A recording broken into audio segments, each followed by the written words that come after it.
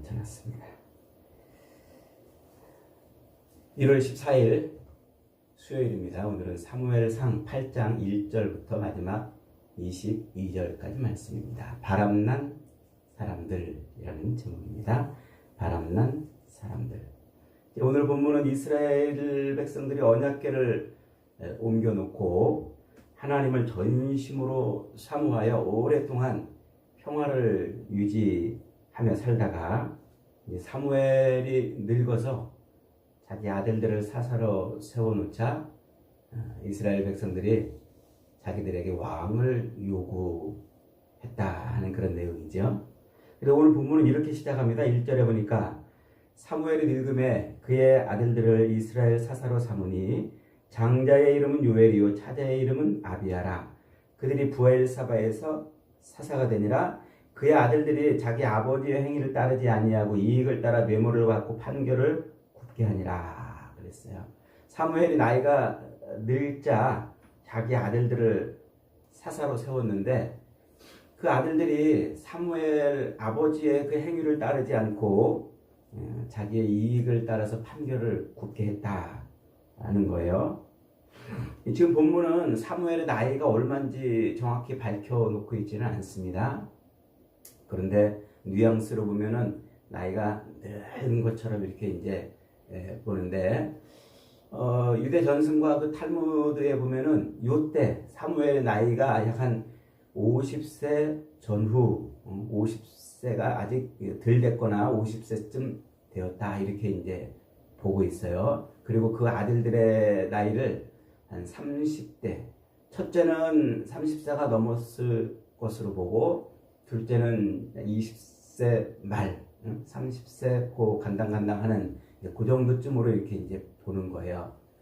그렇게 보는 이제 이유가 많은 이제 여러 가지 근거들이 있는데 오늘 이 새벽에 그걸 다 말씀드리기는 어렵고 지금 이 본문이 뭐라고 지금 뭘 말하고 싶은 거냐면 왕을 요구하는 백성들이 사무엘은 나이가 아주 늙었고 이제 그 자식들은 이제 막 그 레위인들이 성막에 들어가서 일할 그 나이쯤 되었기 때문에 아직 모든 일이 어리숙하고 아직 미숙하다 하는 것을 말하려고 하는 그런 분위기로 지금 가고 있다는 겁니다.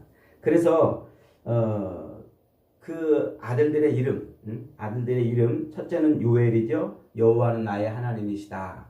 둘째는 아비야죠. 여호와는 나의 아버지이시다. 그 자식들이 이름값을 못하는 자식들이 되었다는 겁니다.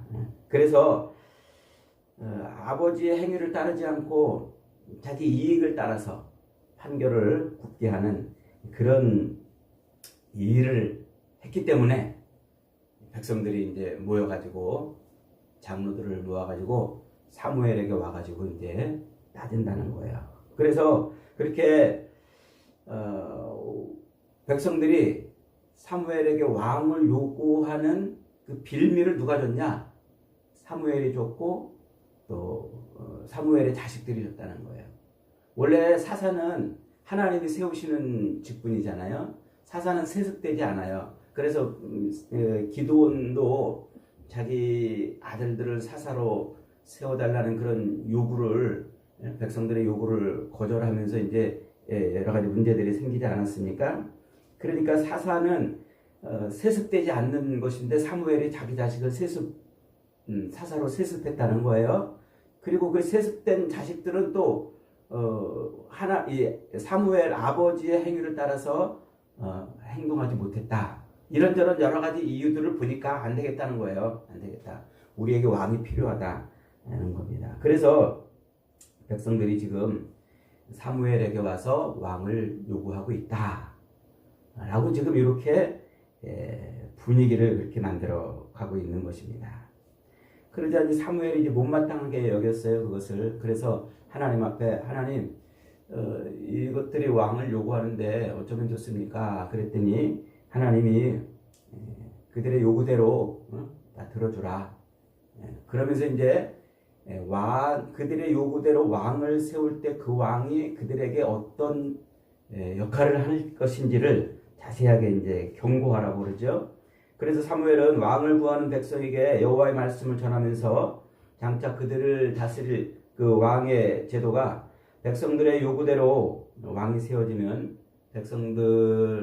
왕은 백성들의 자식들을 데려다가 자기의 병거와 말을 돌보게 하고 군대 지휘관으로 삼고 밭을 갈고 추수하게 할 뿐 아니라 무기와 병거와 기구로 할 것이라고 이렇게 말해요. 또한 그들을 딸들을 데려다가 향료를 만들고 요리하는 자와 떡 굽는 자로 삼을 것이고 그들의 포도원과 감람원에서 제일 좋은 것을 가져다가 자기 신하들에게도 줄 것이라고 경고합니다. 더불어 곡식과 포도원 소산의 11조를 거두어 그것을 또 관리하게 하고 또 노비와 또 가장 아름다운 소년들을 데려간다 그랬어요. 이 소년들은 짐승들, 가축들이라고 이렇게 바꿔서 번역할 수도 있는 단어인데 어쨌든 그 소년들과 나귀들을 끌어다가 자기 일을 시키고 양떼의 11조를 거둘 것이고 결국에는 너희들이 그 왕의 종이 될 것이다 이렇게 경고를 해줍니다. 그러나 그런 사무엘의 경고에도 불구하고 백성들은 사무엘 말 듣기를 거절합니다. 그래서 20절에 우리도 다른 나라들 같이 되어 우리의 왕이 우리를 다스리며 우리 앞에 나아가서 우리의 싸움을 싸워야 할 것입니다. 이렇게 주장을 하죠. 사무엘이 이 말을 다 듣고서는 여호와께 아뢰자 여호와께서는 그들의 말을 들어 그들의 요구대로 그들의 왕을 세워주라고 이렇게 명령합니다. 그러면서 이제 사무엘이 백성들에게 너희 각각 자기 성읍으로 돌아가 있으라 하고 이제 오늘 본문이 이제 끝납니다. 그래서 오늘 본문은 공식적으로 사사 시대를 종결하고 이스라엘이 왕정 시대로 넘어가는 바로 그 분기점에 있는 내용이에요. 그래서 왜 이스라엘이 사사 시대에서 왕정 시대로 넘어가는지 그것을 말해주고 있는 것이라고 그러는죠. 그래서 앞에 1장 1절부터 3절까지는 이스라엘이 이제 공식적으로 사사 시대를 종결하고 왕정 시대로 넘어가는 그 이유를 백성들은 뭐로 봤어요? 사무엘이 이제 늙고 사사는 세습이 안 되는데 세습 때는 일을 이렇게 백성들이 못 견뎠고 또 그렇게 사사로 세워진 그 사무엘의 자식들이 또 바르게 행동하지 못했기 때문에 그렇다라고 이렇게 말을 하는데 하나님은 다르게 지금 해석을 하고 있다. 낸 게 오늘 본문의 요지입니다. 그래서 오늘 본문에서 놓치지 말아야 될 중요한 내용은 백성들이 사무엘에게 와서 왕을 요구하는 내용이죠. 5절에 보세요. 그에게 이르되 보소서 당신은 늙고 당신의 아들들은 당신의 행위를 따르지 아니하니 모든 나라와 같이 우리에게 왕을 세워 우리를 다스리게 하소서. 이 표면적인 이유, 그들이 왕을 요구하는 표면적인 이유는 사무엘이 늙고 그리고 그들의 자식들은 아버지의 행위를 따르지 않았기 때문에 그렇다는 거예요. 이게 지금 무슨 얘기냐면은 지금 사사시대 한 390년, 400년 가까이 긴 사사시대를 지금 이렇게 거쳐왔잖아요. 그래서 이 백성들에게는 트라우마 같은 것이 있다는 거예요. 무슨 트라우마? 사사의 통치 시대는 하나님이 필요할 때에 성령을 통해서 하나님이 사람을 세워 그로 하여금 백성들을 통치하는 시스템이었습니다. 그래서 그 사사가 죽고 나면 다음 또 사사가 세워질 때까지 정치적으로 혹은 영적으로 공백기가 있었던 거예요. 그게 이제 사사시대 내내 혼란을 유발했고 이스라엘로 하여금 여러 가지 어려운 삶을 살게 하는 이유가 되었다는 것이죠. 그래서 백성들은 사무엘의 그 노쇠함과 아들들의 그 타락을 보면서 다음에는 누가 사사가 될 것인가 라는 불안감을 느꼈을 것이고 그를 해결하기 위해서 불안한 누가 사사가 될지 이 불안감을 해소하기 위해서 세습이 되는 왕을 세워놓고 왕이 죽으면 그 자식이 왕이 되는 세습이 되는 안정적인 체제를 요구했다 이런 말이에요. 또한 사사시대 내내 이스라엘이 겪은 고통이 뭡니까? 주변 나라들이 와가지고 자기들을 침탈하고 수탈해 간 거 아닙니까? 농작물이 다 수확할 때쯤 되면 와서 수탈해가고 하니까 그때 비로소 사사들을 세워서 사사들이 또 백성들을 소집해서 전쟁을 치르는 이런 임시 변통적인 그런 체제, 그런 체제보다는 당시에 이방인 블레셋 같은 이방 나라들처럼 왕이 있고 그리고 그 왕이 상시군을 준비해서 든든하게 지키고 하는 그런 즉각 대응할 수 있는 그런 체제를 좀 갖추기를 원한다는 거예요. 그래서 그들은 보이지 않는 여호와의 통치보다는 눈에 보이는 왕을 세워서 그 왕이 자기들을 통치해 주기를 원했다는 것이죠. 이런 관점에서 보면 이스라엘 백성들이 왕정 제도를 요구하는 그 백성들의 요구를 이해할 수는 있습니다. 실컷 농사를 지었는데 와가지고 자기들을 침탈해가는 그 이방 나라들의 그 시스템 이런 게 부러웠을 수도 있죠. 그러니까 늘 불안정하고 또 불안한 삶을 살던 그들에게 안정되고 또 자기들을 지켜줄 자기들의 삶을 안정되게 해줄 그런 시스템이 필요했다는 얘기입니다. 그래서 그들은 사무엘이 죽은 이후에도 그 불안한 사사의 통치를 이어갈 것이 아닌 견고한 국가 시스템을 요구했다는 거예요. 이렇게 이제 백성들이 사무엘에게 요구했다는 것이죠. 그런데 그런 백성들의 요구에 대해서 하나님은 어떻게 해석을 할까요? 그 백성들의 요구를 하나님은 이렇게 해석을 했다는 거예요. 7절에 보세요.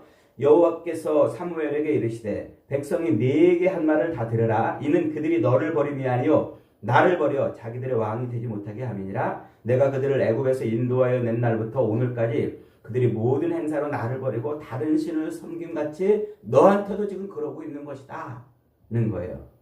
그러니까 백성들이 진짜 왕을 요구하는 진짜 이유, 그 속내가 뭐라는 거예요? 불안정하고 불안한 그들의 삶을 견고하게 지켜줄 시스템을 갖추자는 것이 아니라 하나님을 자기들의 왕으로 섬기지 않으려는 데 있다는 거예요. 하나님 대신에 다른 신을 섬기려고 그런다는 것이죠. 이는 그들이 애굽에서 나오던 날부터 줄곧 그래왔다는 거예요. 그들의 심성이, 그들의 본성이 하나님을 거부하고 있다는 거죠. 인간의 아담 이후로 타락한 인간의 본성이 하나님을 거부하고 있음을 여기서도 명확히 지금 볼 수가 있는 거죠. 그래서 하나님을 버리고 다른 우상을 섬기는 것이 그들에게는 일상이 되었다는 거예요. 그래서 백성들이 하나님을 경외하며 살도록 요구하는 그 사무엘까지도 배반을 했다는 것이죠. 그러니까 이스라엘 백성들이 사무엘에게 왕을 요구하는 것은 지금 사무엘이 늙어서 보잘것없는 노인이 됐거나 그가 죽으면은 불안한 삶이 또 닥칠 것 같은 그런 불안감, 또 사사로 세워진 그 자식들은 자기들의 마음에 들지 않는 그런 상태였기 때문이 아니라 그런 건 다 뭐라는 거예요? 그건 다 표면적인 이유인데 그들의 속마음은 뭐였다는 거예요? 하나님의 통치, 사사를 통해서 자기들을 통치하시는 그 하나님의 통치가 마음에 안 들었다는 거예요. 그리고 하나님께서 자기들을 통치하시는 그 통치가 마음에 안 들었다는 거예요. 그래서 하나님을 버리고 하나님이 아닌 지금 다른 우상을 섬기는 바람나는 그런 상태라는 것이죠. 이 내용을 이게 무슨 얘기냐면 그 이제 뒤에 19절부터 읽어보면 그 내용이 이제 명확히 밝혀집니다. 내용 한번 19절부터 봅니다. 백성이 사무엘의 말 듣기를 거절하여 이르되 아니로소이다. 우리도 우리 왕이 있어야 하리니 우리도 다른 나라들 같이 되어 우리의 왕이 우리를 다스리며 우리 앞에 나가서 우리의 싸움을 싸워야 할 것이냐. 그들이 진짜 왕을 요구한 이유는 뭐예요? 다른 나라 같이 되어 하나님께서 이스라엘을 선택해서 그들을 구원해 내시고 그들을 끌고 오신 이유가 뭐예요? 그들을 구별한 것이잖아요. 거룩한 삶을 살기 위해서. 그런데 그들은 그런 하나님이 요구하시는 구별된 삶, 그 구별된 삶을 버리고 거부하고 다른 나라들처럼 살기를 원했다는 거예요. 다른 나라들처럼. 하나님의 백성의 그 구별된 그 거룩한 삶을 살기보다는 오히려 하나님을 버리더라도 하나님을 배반하더라도 이방 나라들처럼 살고 싶었다는 거예요. 이방 나라들처럼. 그러니까 이것은 단순히 자기들의 불안한 삶과 불안정한 사회 시스템을 견고하게 하려고 하는 그런 마음에서 나온 것이 아니라 하나님을 배반하는 영적인 반역이라는 것이죠. 출애굽 이후에 줄곧 다른 신들을 섬겼던 그 우상 숭배의 연장선에 지금 와 있다는 거예요. 보이지 않는 하나님의 통치보다는 보이는 왕의 통치를 받고 싶다는 거예요. 그래서 그들은 하나님을 정말 사랑하는 마음으로 하나님을 사랑의 대상으로 여긴 것이 아니라 하나님을 어떻게 했다는 말이에요? 사용하는 존재로 여겼다는 것이죠. 쉽게 말하면 이스라엘이 모든 이방 나라같이 왕을 원한 것은 이방 나라들의 그 강력한 중앙 집권 체제가 가져다주는 경제적 번영을 목격했기 때문에 그런 거예요. 하나님이 주시는 복, 하나님이 그들에게 주시는 복은 무엇을 전제로 하는 복입니까? 순종을 전제로 하는 거예요. 거룩한 삶, 구별된 삶을 전제로 하는 것이에요. 그래서 하나님의 그 말씀에 순종하는 삶을 통해서 복을 얻기보다는 차라리 내가 세금을 내더라도 그 세금을 통해서라도 군대를 유지하고 외적의 침입을 막는 것이 그것이 낫다는 거예요. 하나님의 말씀의 처분을 받으며 사는 것보다는 오히려 내가 세금을 내고 그 왕의 통치를 받더라도 그에게 순종하며 사는 것이 낫다. 지금 그렇게 말하고 있는 것이죠. 이 하나님을 순종함으로 하나님을 섬김으로 누리는 그 모든 것을 차라리 눈에 보이는 인간의 그런 시스템을 통해서 누리고 싶었던 것입니다. 사사를 통한 하나님의 구원은 철저하게 언약의 조건에 매여 있었잖아요. 이스라엘이 범죄하면 하나님은 대적을 붙이셨고 회개하면 부르짖을 때 사사를 보내셔서 구원합니다.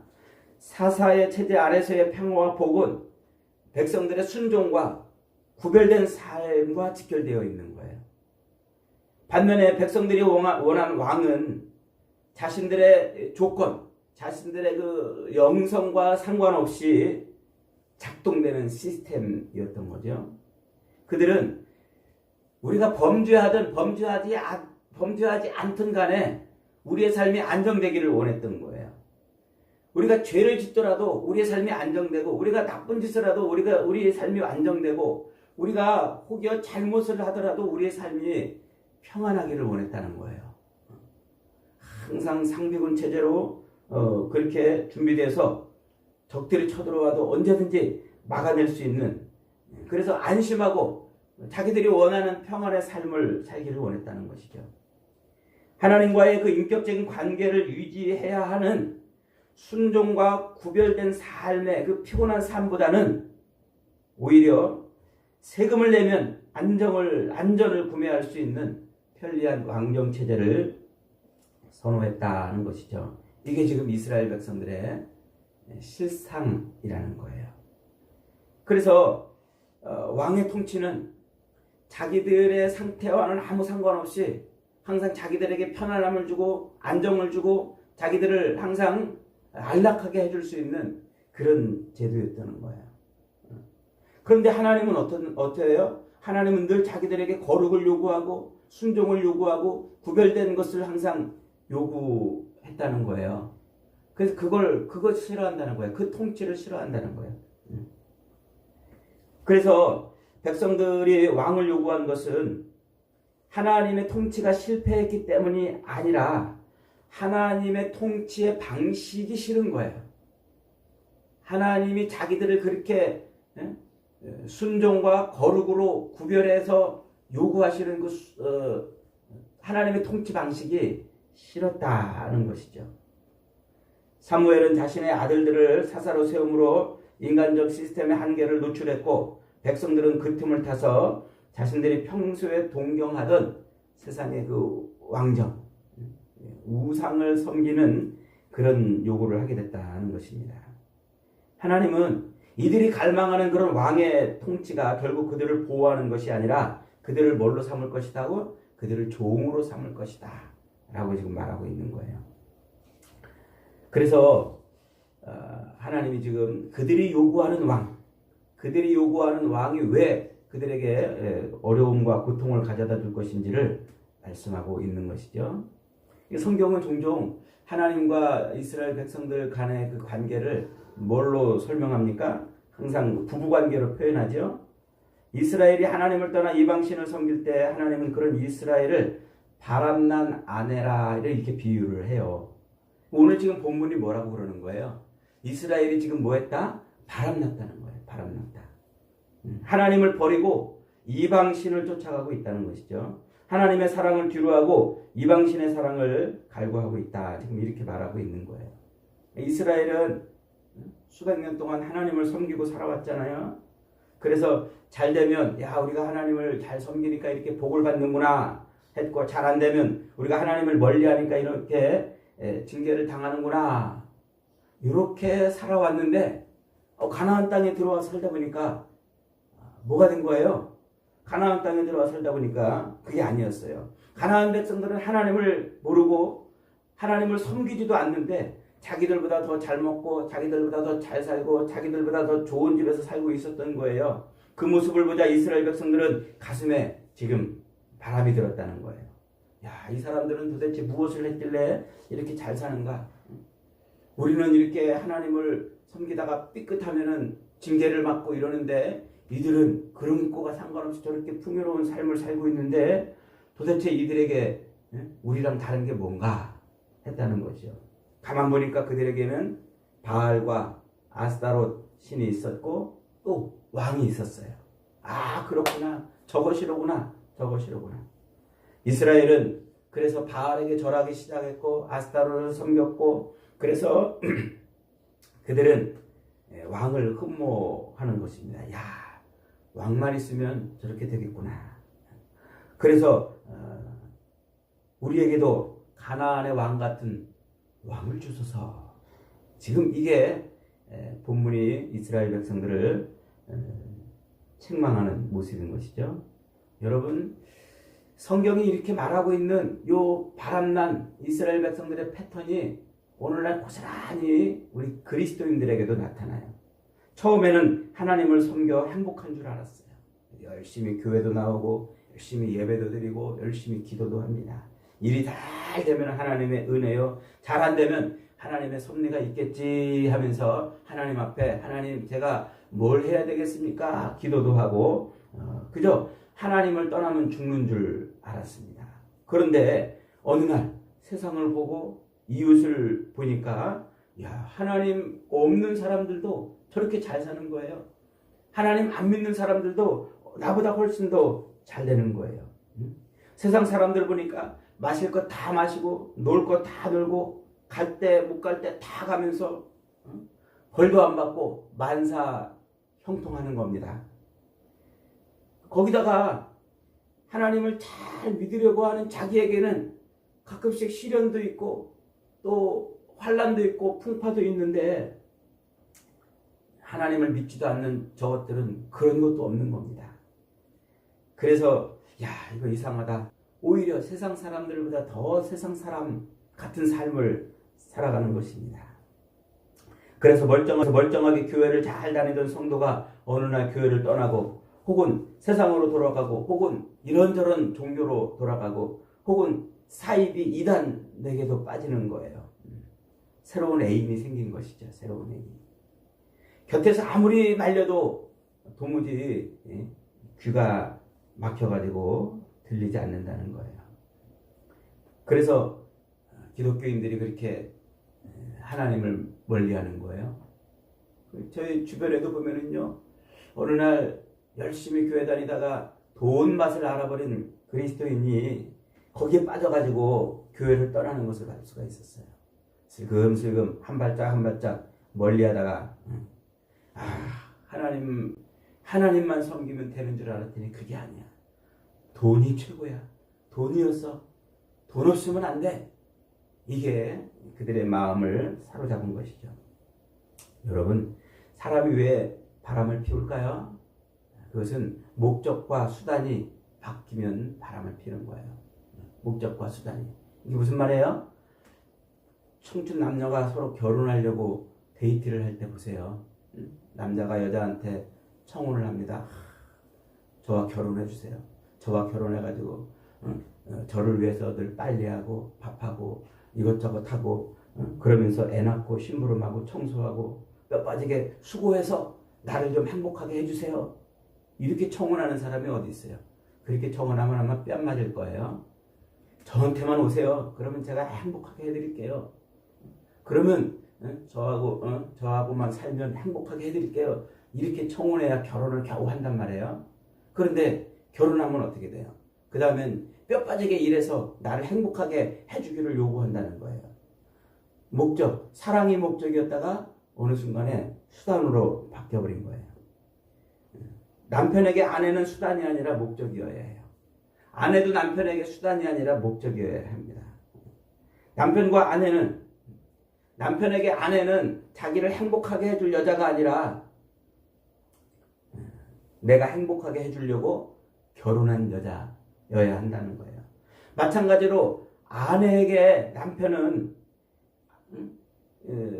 아내를 행복하게 해줄 수단이 아니라 사랑할 목적이란 말이에요. 이것이 헷갈리면은 결혼하기 전에는 안 그랬는데 결혼하고 왜 그래? 라고 그러면서 서로 마음이 돌아서는 것이란 말이에요. 여러분, 하나님은 목적입니다. 우리가 하나님의 백성 된 것은 하나님을 수단 삼아서 내 삶을 펼쳐가려고 그러는 것이 아니라 하나님의 영광을 위해 살고 하나님이 요구하시는 대로 거룩한 삶을 살아가기 위한 그 목적을 위해서 우리가 하나님을 섬기는 거예요. 하지만 이스라엘은 가나안 땅에 정착해서 농사를 짓고 좋은 집을 짓고 잘 먹고 잘 살기 위한 수단으로서 하나님을 섬긴 거예요. 그러다 보니까 결국 그들은 이방 나라들처럼 사는 것을 원했던 것이죠. 여러분, 하나님이 이스라엘을 애굽에서 탈출시킨 것도 잘 먹고 잘 살게 하기 위한 게 아니에요. 가나안 땅에 들여보내시는 것도 가나안 백성들보다 훨씬 더 잘 먹고 잘 사는 삶을 위한 것이 아니라 무엇이었습니까? 하나님을 예배하는 백성 되게 하시려고. 하나님을 온전히 예배하고 하나님을 찬양하고 하나님께 영광을 돌리는 삶을 살게 하시려고 그들을 하나님의 백성 삼아 주셨단 말이에요. 그런데 백성들은 어떻게 해요? 자기들의 삶을 풍요롭게 해줄 그 신을 요구했다는 거예요. 적지 않은 교인들이 하나님을 목적으로 대하지 않고 수단으로 대하고 있는 것이 오늘날 현실입니다. 혹시나 하나님의 도움으로 내가 좀 잘 먹고 잘 살 수 있지 않을까? 이방인들이 그러는 것처럼 신앙생활을 한다는 거죠. 자신들의 실수와 범죄에도 자기들의 그 실수와 범죄 때문에 자기들의 삶이 불안해지는 것이 아니라 조금 실수해도 조금 죄를 지어도 그저 내가 세금만 내면은 평안하고 안정된 삶을 유지하고 싶어 하는 것이란 말이에요. 자신들의 실수와 범죄에도 눈을 감고 세금만 잘 내면 시련과 환난으로부터 지켜줄 왕이 필요하다는 것이죠. 이렇게 목적과 수단이 바뀌면 바람이 나게 돼 있어요. 그러면 결국 하나님을 원망하고 그러면 결국 하나님의 통치를 거부하는 이 아담의 타락 이후에 인간의 본성 안에 새겨져 있는 그 삶을 쫓아가게 되는 것입니다. 하나님이 사무엘을 앞세워서 왕을 구하면 너희들에게 이런 어려움이 있을 것이다 하는 그런 경고를 무시하고도 끝내 그들은 왕을 요구하게 되는 것이죠. 이게 오늘날 그리스도인들의 모습이에요. 오늘날 그날에 너희는 너희가 택한 왕으로 말미암아 부르짖되 그날에 여호와께서 너희에게 응답하지 아니하시리라 해도 그들이 아니라 그래도 우리는 왕을 얻기를 원한다 그런다는 거예요.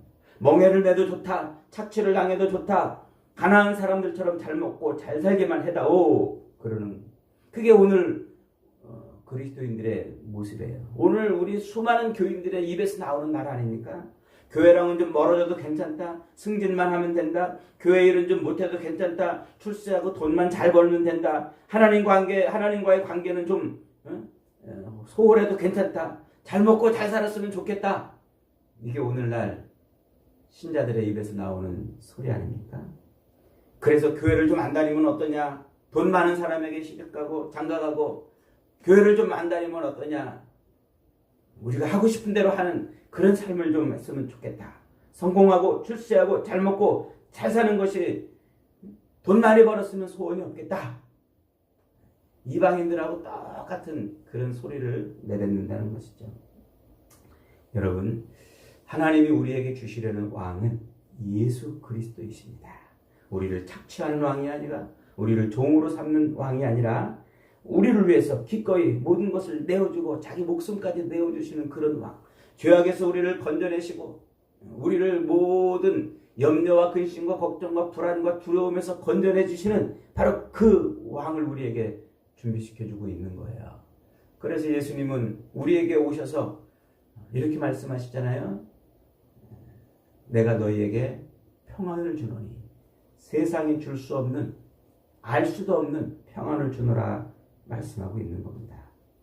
사랑하는 여러분, 날마다 우리를 푸른 초장으로 인도하시고, 날마다 우리의 죄를 씻어주시고, 우리의 상처를 치유해 주시고, 악한 사탄의 이빨과 발톱으로부터 우리를 지켜주시고, 우리가 부르짖을 때마다 때를 따라 돕는 은혜로 찾아오시는 바로 그 왕이 우리 주 예수 그리스도이십니다. 하나님은 그 왕을 우리에게 준비시켜주고 있는데, 우리는 세상 것, 내가 죄를 좀 져도 흔들리지 않고, 내가 나쁜 짓을 해도 책망받지 않는 그런 안정된 세상 왕을 요구하고 있지는 않은지요. 여러분, 우리가 피울 바람이 있다면 그것은 하나님을 버리고 우상을 섬기는 그런 영적 간음이 아니라 성령의 바람을 피워야 됩니다. 예수 그리스도의 복음을 증거하는 바람을 피워야 됩니다. 이것이 오늘 우리에게 요구되는 것입니다.